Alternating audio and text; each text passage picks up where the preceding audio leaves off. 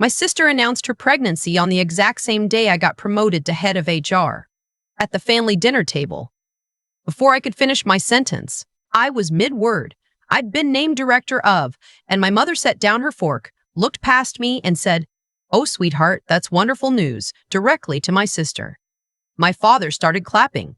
My brother-in-law popped the sparkling cider he'd apparently had chilling in a bag under the table. Nobody looked at me, not once. I sat there with my mouth still open, holding a piece of bread I'd forgotten I was holding, and I thought, this is it. This is the moment I finally stopped being surprised. Have you ever shared something that mattered to you and watched the room collectively decide it didn't? Tell me in the comments. I want to know I'm not the only one. My name is Zoe. I'm 31 years old, and for most of my life, I have been the background character in my own family's story. The sensible one. The one who handled things. The one my mother called when the car insurance needed renewing or when my father's prescription needed picking up. But who somehow never warranted a toast or a phone call, or even a text that said, "Good job."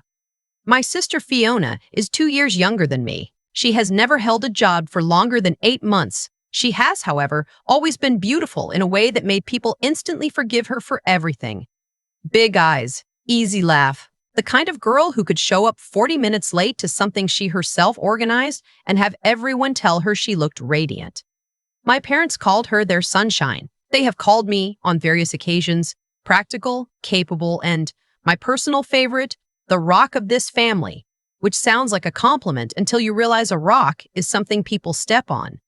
The dynamic calcified early. When Fiona dropped out of her second college at 22, my parents took out a personal loan to fund what they called her finding herself phase, which lasted 3 years and included a ceramics retreat in Vermont, 2 trips to Portugal, and a sublease in a neighborhood she could not remotely afford. When I graduated with honors and a full scholarship, my mother said, "See, we always knew you'd manage.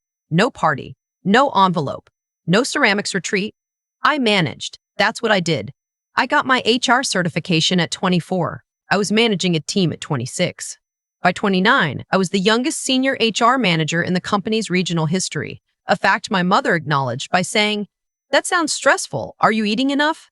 The promotion to director came through on a Thursday. I had been working toward it for 2 years. My mentor, a woman named Dr. Calloway, who scared most people in the building and was the best professional ally I had ever had, personally recommended me to the executive board. The vote was unanimous. I cried in the bathroom stall afterward, alone, quietly, which is how I do most important things. That night was the family dinner. You know how it ended. I drove home and sat in my parking garage for a while before going inside. Not crying, just quiet, just absorbing the specific texture of that feeling, the one where you realize the people who are supposed to celebrate you simply never will. And you've been waiting for something that isn't coming. My partner, a man named Luca, who had been listening to me process this family for 6 years, was on the couch when I came in. He took one look at my face and said, "What did they do?" Not a question. He knew. I told him. He put down his book. He said quietly, "Zoe, I need to tell you something, and I need you to hear the whole thing before you react." I sat down. He had been offered, and had accepted, a position on the board of Meridian Group. He was one of 3 new board members approved that quarter. Meridian Group was a mid-sized HR consulting firm that had recently acquired 2 smaller companies in our region and was expanding its compliance and workforce management division. Meridian Group was also one of the 3 primary contractors that my company, Callaway and Sinclair Associates, had just signed a 5-year partnership agreement with. I stared at him. "I know," he said. "I know how that sounds. I wanted to tell you at dinner tonight, but—" "Fiona," I said. "Fiona," he confirmed. I looked at the ceiling. Something was starting to settle into place in my brain, slowly, the way ice forms, not all at once but in layers. "When does your first board meeting happen?" I asked. 3 weeks, he said. "And who handles contractor compliance reviews for Meridian's new partnerships?" He smiled. Not a happy smile. A knowing one. "Their head of HR," he said. "Which, starting next Monday, reports to the board." I got up and went to make tea. I needed to think, because here is something people misunderstand about working in human resources. They think it's about being nice, conflict resolution, onboarding packets, birthday announcements. HR is, at its core, an intelligence operation. You know everything, Who is performing and who is padding their numbers? Who is about to be managed out and who has protection from above? Who filed what complaint and who settled quietly and what the actual terms were? You know the shape of every skeleton in every closet in the building. I had been doing this for 7 years. I was very, very good at it. I went back to the couch with my tea and I said to Luca, I'm going to need access to Meridian's contractor compliance files as part of my new director onboarding. He nodded. And Fiona's husband manages the vendor accounts for 2 of those subsidiaries. He nodded again. I wrapped my hands around my mug. I did not feel angry. I felt something colder and cleaner than that. I felt focused. The escalation started the following week, and it had Fiona's fingerprints all over it. It began with a group text. My mother. The baby shower planning is starting. Zoe, since you're so organized, you're in charge of venue and catering. Fiona needs to rest. This is such a special time. I read it 3 times. I thought about the promotion dinner. I thought about the ceramics retreat in Vermont. I thought about the $12,000 loan my parents had quietly forgiven when Fiona's first business idea, a curated gift box subscription service that shipped 4 boxes total, quietly dissolved. I did not reply. 40 minutes later, Fiona called. I let it go to voicemail. She called again and again. Then my mother called. Then my father, which was unusual enough that I picked up. Zoe, he said. And his voice had that careful tone he used when he was delivering a message Fiona had scripted. Your sister's going through a very emotional time. The least you can do is be supportive. I support her, I said. I'm not planning her baby shower. Silence. Then, she's carrying our grandchild. And I just became a director, Dad. I mentioned that at dinner. You might not have caught it. More silence. The kind that meant I had said something inconvenient. This isn't a competition, Zoe. I know, I said. I'm not the one making it one. I hung up. 2 days later, they showed up at my apartment. All 3 of them. Fiona in a maternity top she'd clearly bought that week even though she was barely 8 weeks along. My mother with a notebook full of shower ideas she'd obviously already been developing. And my father standing slightly behind them with the expression of a man who had been told where to stand. I opened the door. I did not invite them in. I stood in the doorframe. Fiona looked around me into the apartment. Looking for Luca, I realized. Hoping to perform this conversation for a larger audience. He's working, I said. Her eyes came back to mine. We need to talk about your attitude, my mother said. Not hello. Not congratulations on the promotion, even now, even as an afterthought. Just your attitude. Your sister is trying to plan the most important event of her life, and you're being deliberately difficult. The most important event of her life, I repeated. A baby is a miracle, my mother said. A promotion is an achievement, I said. But sure. Fiona stepped forward. Her voice shifted into the register she used when she wanted to seem wounded. She said she'd always known things were easier for me because I was the serious one, the one who didn't need as much from the family, and that it wasn't fair to punish her for being built differently, for needing more support, for not being the kind of person who could just, she gestured vaguely, handle everything alone. She had been building toward this for 30 years, and she had clearly rehearsed. My father nodded along. My mother touched Fiona's arm. The unit was complete. Look, I said, I love you. I'm going to be at your shower. I'm going to bring a gift. I'm happy for you about the baby, but I'm not your event coordinator. I'm your sister. Fiona's expression changed. The wounded look evaporated and something flatter replaced it. You've always been jealous, she said, because Mom and Dad and I are close and you chose to be distant. I chose, I repeated. You always had to be so independent, so separate, like you were better than us. She crossed her arms. Her voice got harder. You know what? You can keep your independence, but don't expect us to celebrate your little work achievements when you can't show up for actual family moments. Little work achievements. I looked at her. I really looked. At the maternity top she didn't need yet, at the notebook in my mother's hands full of my unpaid labor, at my father not meeting my eyes. Okay, I said. The word felt calm in my mouth. Final. I'll see you at the shower. They took that as a win. Fiona smiled. My mother squeezed her hand. My father said, Good, see? She just needed to hear why it matters. They left. I closed the door and stood in my own hallway for a moment, in the apartment I paid for without anyone's help. in the career I had built without anyone's investment. And I thought about what Fiona had said, your little work achievements. Then I walked to my desk and opened my laptop, because here is what my family did not know about my new role. As Director of HR and Workforce Compliance at Callaway and Sinclair, one of my primary new responsibilities was conducting due diligence reviews on all incoming contractor partners. We had just signed a 5-year agreement with Meridian Group. Standard protocol required a full audit of key personnel in any subsidiary that would interact directly with our workforce management systems. Fiona's husband, I'll call him what he was, the man my sister had married at 26 in a wedding my parents funded to the tune of $40,000, managed vendor accounts for one of Meridian's newly acquired subsidiaries. His name appeared on 3 partnership contracts that landed on my desk on my second day as director. I had not gone looking for it. It had come looking for it. It had come looking for me. I pulled up his file. I wasn't looking for drama. I want to be clear about that. I opened those files the same way I opened every file, systematically, professionally, with the specific obligation of someone who had been entrusted with a role that required accuracy above everything else. What I found was not drama. What I found was a pattern. Over 18 months, vendor payments routed through the subsidiary he managed had been incrementally inflated. Not dramatically. That's amateur work. Small amounts. Consistent. Routed to a shell vendor with an address that traced back to a mail forwarding service. I cross-referenced the payment approvals with his access logs. The approvals and the access timestamps matched at a rate that eliminated coincidence. I checked the shell vendor's registration, filed 14 months ago. Sole proprietor. I checked the sole proprietor's contact information.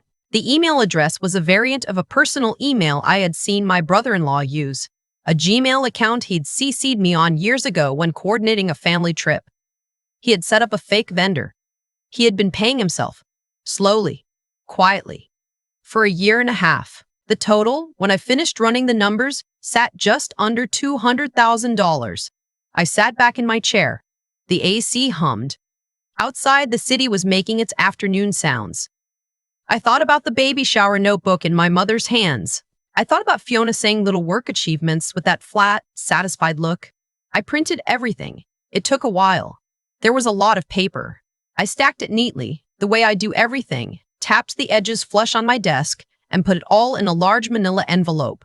Compliance reports, access logs, vendor registration documents, payment trails, the email variant match. I wrote on the front, in my clearest handwriting, for the attention of the Meridian Group Board. Confidential compliance review. I was not going to the baby shower to cause a scene. I need to say that plainly. I was going because I said I would. I bought a gift. I wrapped it properly. I showed up in a blue dress and I brought Luca and we were on time, which was more than Fiona managed for her own event. She came down the stairs 20 minutes after guests arrived, which everyone called an entrance. The shower was at my parents' house. My mother had rented linens. There were flowers I recognized as expensive. Fiona floated through the room in something ivory and draped, accepting compliments, performing the specific kind of luminous that she'd been performing since she was 19. My parents circulated. My mother told the story of Fiona's childhood to anyone who would listen. My father poured drinks. They caught my eye once each, registered that I had shown up, and returned to the event. Luca stood beside me with his sparkling water and said nothing, because he knows when I need quiet. Fiona opened gifts for 45 minutes. She made sounds of delight over each one. When she got to mine, a practical, genuinely well-researched gift, a monitor that checks sleep, breathing, and room temperature. Because I do not do performative gifts, she held it up and said, "Oh, Zoe, so practical." The room laughed a little. My mother smiled that particular smile. I smiled back. After the gifts, my father made a toast. He talked about what a blessing this new chapter was. He talked about family. He said that moments like this were what life was really about. He did not mention my promotion. He had not mentioned it once since the dinner. Fiona stood and thanked everyone. She thanked her mother for being her best friend. She thanked her husband for being her rock. She thanked her father for his wisdom. She thanked various friends by name. She did not thank me. I drove home. Luca drove, actually. I sat in the passenger seat watching the streets go by, not angry. Something past anger. Something that had been building for 30 years and had finally, quietly, gone still. The following Monday, I submitted the compliance review. Luca had informed the board in advance, through the proper channel, that a significant compliance matter connected to one of the subsidiary managers would be coming through formal HR review. He had disclosed his familial connection to me and recused himself from the vote. The board had appointed an independent reviewer to work alongside me. Everything was documented. Everything was correct. I walked into the Meridian board meeting not as a family member and not as a woman with a score to settle. I walked in as the director of HR and workforce compliance at a partner firm, fulfilling my contractual and professional obligation. I presented the findings. 20 minutes. Clean slides, clear numbers, no editorial. The room was quiet at the end. The independent reviewer confirmed the methodology. The board chair asked 3 clarifying questions, all of which I answered without hesitation. Then one of the board members asked, "Is the individual related to anyone in this room?" I looked directly at the chair. "Yes, he is married to my sister." The room went quiet again, differently this time. The chair said, "And you still submitted this report?" "It's my job," I said. The termination and referral to law enforcement happened within the week. I was not in the room when my brother-in-law received the news. I don't know exactly what he said. I know that Fiona called me at 9 p.m. on a Thursday, not to ask if it was true, but to tell me what I had done. Her voice was the voice of someone who had been certain their whole life that they were protected, suddenly discovering that the protection had limits. She said I had ruined her life. She said I was jealous and vindictive and I had always hated her. She said I had done this because of the baby shower. I let her finish. I waited until I was sure she was done. Then I said, "Fiona, I found a $200,000 fraud in a compliance audit. I had a legal and professional obligation to report it. If I had buried it, I would have lost my license and potentially faced criminal liability myself. This was not about you." Silence. "He did this," I said. "Not me." She hung up. My mother called an hour later. She did not say hello. She said, "How could you?" Not a question, an accusation. The same cadence she'd used on me my whole life for 100 smaller things. "How could you not come home for Easter? How could you not call more often? How could you be so difficult, so separate, so cold?" Now the same voice, same cadence. For this. "I did my job, Mom," I said. "He's the father of my grandchild. He committed financial fraud. I didn't ask him to. Fiona is devastated." "I know. You should have told us. You should have come to us first. Family first, Zoe. That's what we raised you to believe." I thought about the dinner table, the fork going down, the eyes moving past me. I thought about the notebook full of my labor, the shower, so practical, the toast that didn't include my name. "You didn't raise me to believe that," I said. "You raised me to handle things, so I handled things." I hung up. My father did not call. He sent a text 3 days later that said only, "I hope you're well." I read it once and put my phone down. The next few months were not easy. Fiona and my brother-in-law separated. He retained a lawyer and attempted, for a period of time, to argue that the compliance review had been conducted in bad faith due to my family relationship. Luca's prior disclosure and recusal and the involvement of the independent reviewer dismantled that argument completely. The documentation I had maintained was airtight. Dr. Calloway, who sat in on the legal consultation at my request, described my process as textbook. She did not mean it as a casual compliment. She meant it as a verdict. My parents moved through stages. Anger at me first, then a long and uncomfortable period of silence. Then something more complicated as the legal reality became undeniable and they understood, in increments, that their son-in-law had been stealing money from a company they knew nothing about, that he had been doing it long before I had any reason to look. Fiona had her baby in late spring. A girl. I got a photo in the family group chat. She was small and red and furious looking in the way that all new babies are, and I felt something genuine looking at her, something that had nothing to do with any of the rest of it. I sent a gift to the hospital, a good one. I did not attend.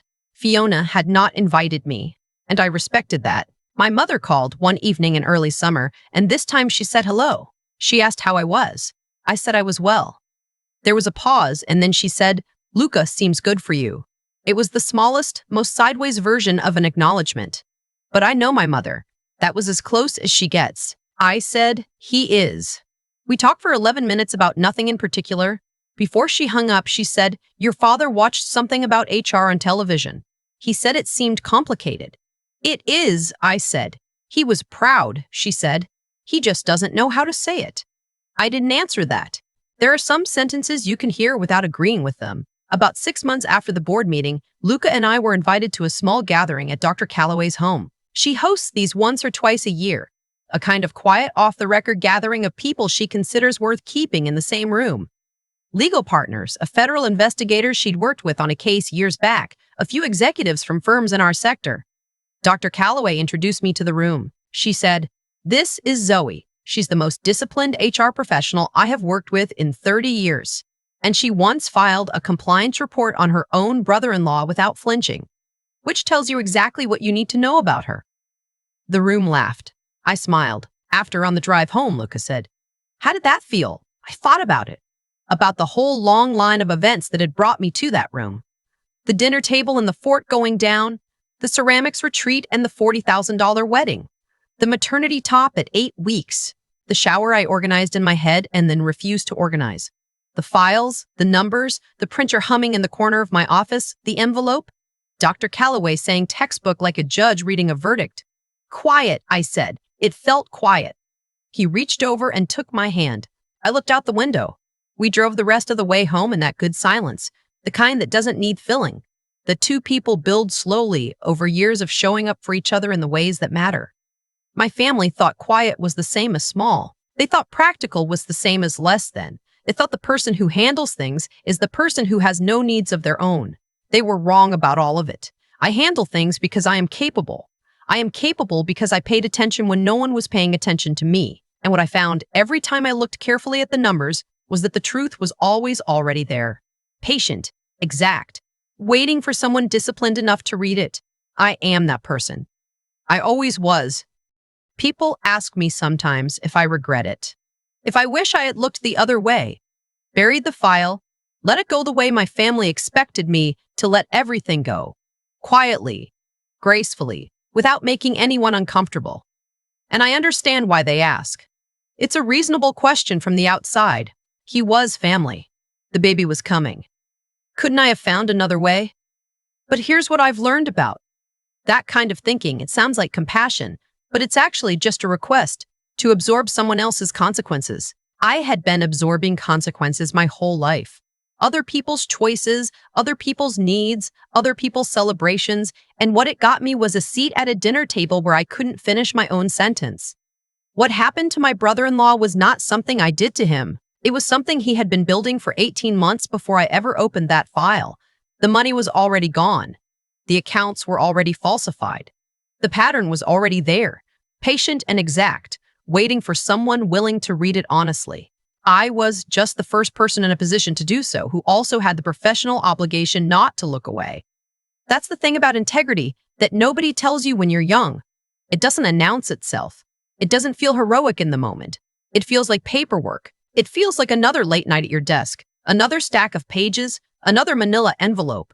It feels most of the time like just doing what the job requires. The weight of it only becomes clear later, when you understand what you could have done instead and chose not to.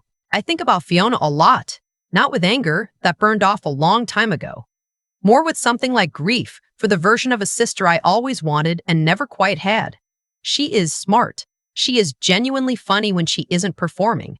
The girl I grew up with had real warmth in her, buried under 30 years of being told she didn't need to develop the parts of herself that required effort. That's not entirely her fault. You become what you're rewarded for being. She was rewarded for being luminous, and I was rewarded for being useful, and we both ended up shaped by it in ways neither of us chose. But choices after that, those are ours. Luca asked me, on the drive home from Dr. Calloway's gathering, how it felt to be introduced that way. As someone who didn't flinch, I said it felt quiet. That was true. But what I didn't say, because I was still finding the words for it, was that the quiet felt earned, not given, not inherited, not the product of being someone's favorite or someone's investment, earned the way things are earned. Slowly, without an audience, in the accumulation of small decisions that nobody applauds in the moment. My mother said my father was proud. Maybe he was. Maybe he always had been and just didn't know where to put it. I've stopped needing to know where to put it. What I know is that I am proud of myself, which took longer to arrive at than it should have, and which I am not going to apologize for now that it's here. I did not get the promotion because someone bet on me. I got it because I showed up every day for years and did the work with the same standard regardless of whether anyone was watching. That is not a small thing. That is actually the whole thing.